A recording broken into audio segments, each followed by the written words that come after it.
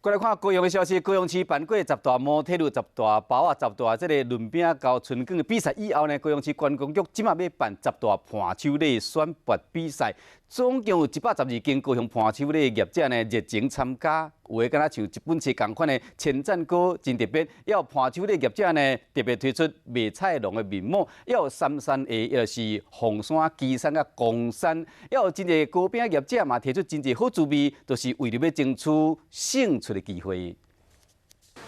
香肠岛两个都亲像一本册同款，加低点冒这文青的风格。这两皮甲奶油，一点一点食起来甜甜无压脆，女性顾客真喜欢。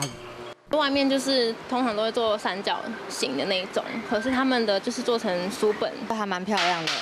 对啊，就一层一层，很像一本小书本。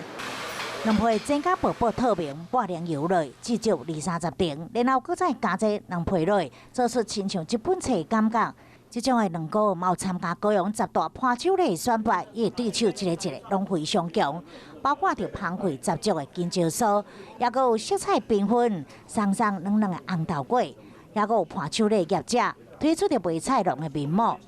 就连非常出名的三山做色的，拢会当做出着旗山、凤山、公山的3种鞋啊。